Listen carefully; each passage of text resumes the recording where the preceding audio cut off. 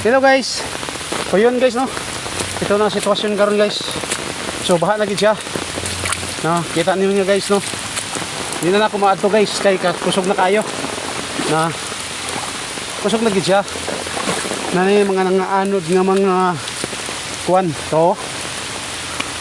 So guys oh. So laom na gid siya guys. So baha na gid. Ang delikado na ni guys karon kung magtaob.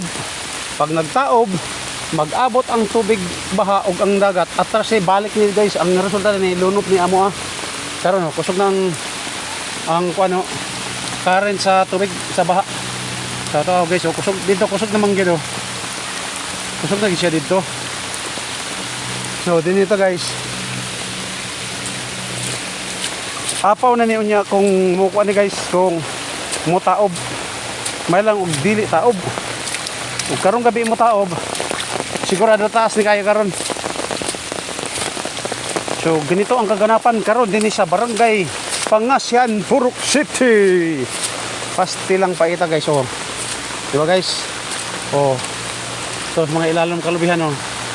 Lawom na guys. So anhian pa nato gamay di pang tagkumpiyansa kay kusog nang yang ito na yung mga tao di na dito katabok guys oh. Tapos pikas maglisod na silang tabok kay kusog naman gyud.